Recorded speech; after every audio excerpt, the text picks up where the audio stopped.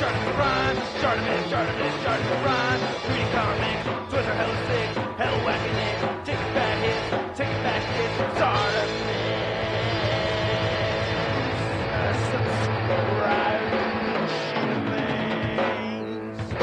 God, I can't remember. Hey, what's up, you guys? ShartimusPrime here, doing another throwback action figure review on the Marvel Legends. Well, actually, not technically a Marvel Legend, but this is the Toybiz Spider-Man series McFarlane or J. Scott Campbell's Spider-Man. Try and get your current Marvel Legends, you can do so. Search your feelings, you know it to be true. Dorkside Toys is a store for you. Link below. And while you're down there, I ask you to please hit that like button, and if you're new here, hit that subscribe button as well as the notification bell. And this figure, I believe, originally debuted in 2004. I could be wrong about that. I never picked this up with the original packaging or anything. I did buy this loose many years ago, and I'm okay not having the accessories for it. That's fine with me. Now, if you missed out on this version and it's going for a lot in the aftermarket, you can go only back to 2007, 2008, when they re-released this via Hasbro. So Hasbro had the mold for this. They may still have the mold for it, I don't know.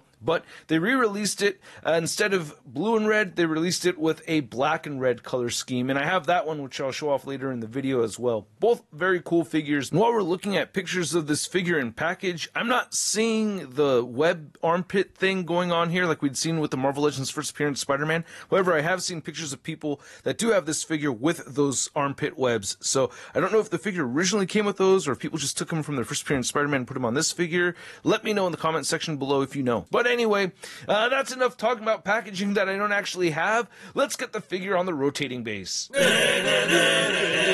And here's the Spider-Man figure in a common pose I like to put my Spider-Man figures in, and very fun to do so with this particular figure over here, looking really awesome with those spaghetti webs added to him.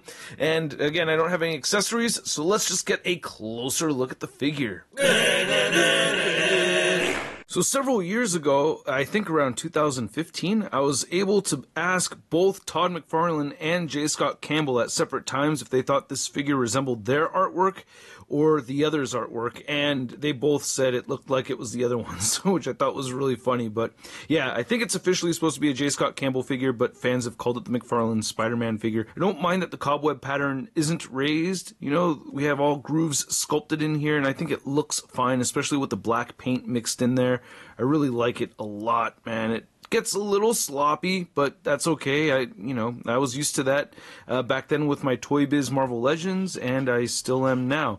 Looking at the back right over here, you can see how we have the sculpted symbol right over there, so I really like that. A lot of nice sculpted musculature and everything. I believe this is a Dave Cortez figure, and they had redone this for an Icons version. Yeah, spider symbol looks good. It's all sculpted on there. So this is just something that I hope to see from Hasbro one day, is just a unique Spider-Man sculpt, you know, with the cobweb pattern and everything sculpted on there and not just decoed on.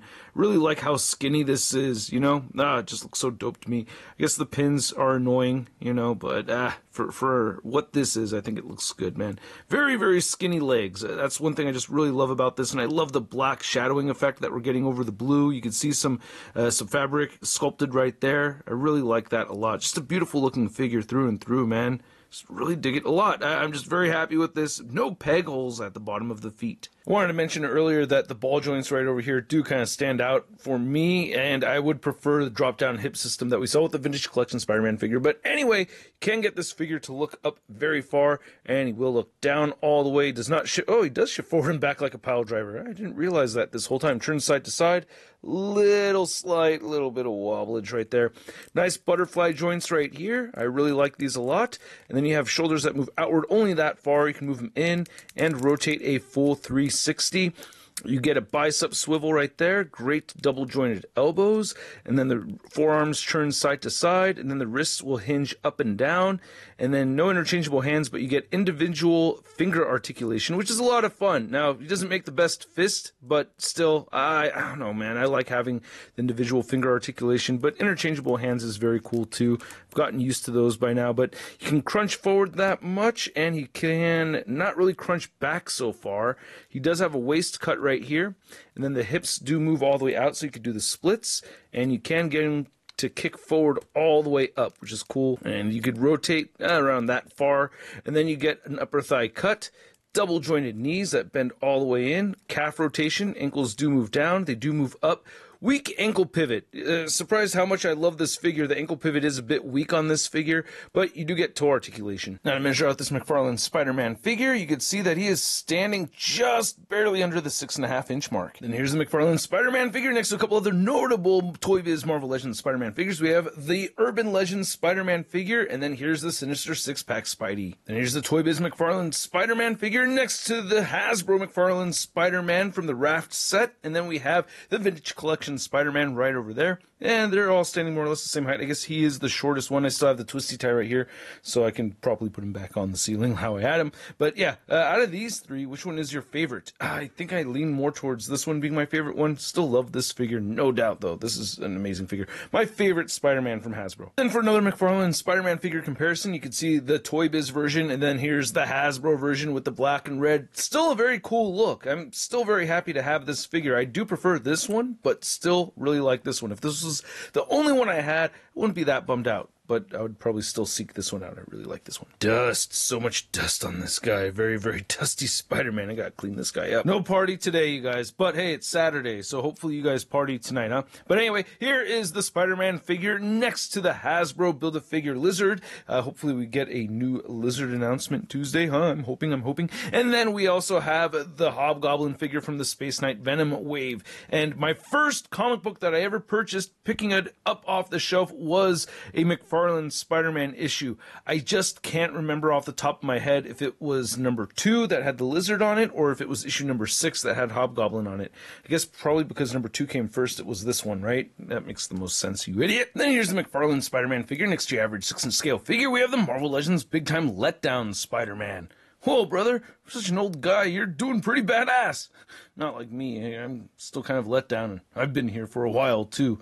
Somehow you, oh no, not you, you're still badass. I used to be badass, but now I'm not badass, and kind of think about it a lot, how I wish I was badass, but then, I look at myself and I'm like, nope, definitely still not badass, and then I think to myself, well, hopefully I'm badass.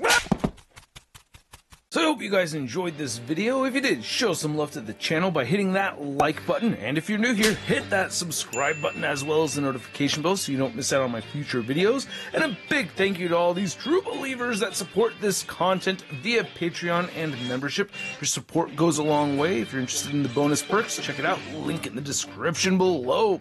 And this figure is amazingly still a lot of fun.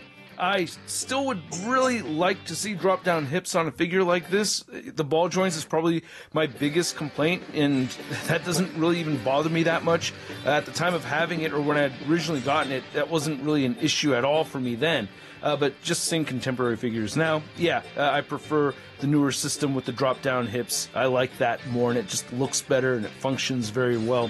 But this right here, I mean, for its time, even for now, this thing is absolutely incredible. I think it's my favorite Marvel Legends style Spider-Man figure in my whole collection. I don't know.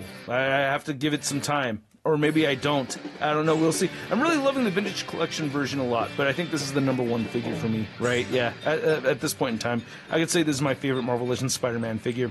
And at the price point around, I think I paid like $30 for it. I can't remember off the top of my head. I really can't. But regardless, even at the price around $40, I would still be really happy with it and give it a Sun rating of...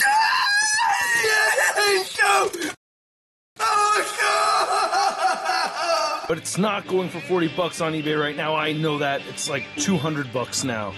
I don't know if I would recommend spending that kind of money on it.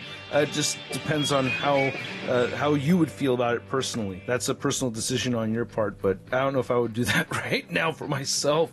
But I want to know what you think of the figure. Would you buy it right now for $200 or would you not? I don't know. Let me know in the comments section below. If you want to see the latest in action figure news, or Marvel news anyway, you can find it all over at marvelousnews.com. And if you want to stay in touch with me on social media, you can find me on Instagram, Twitter, Twitch, and TikTok. And I will catch you guys later. Peace. That's crispy.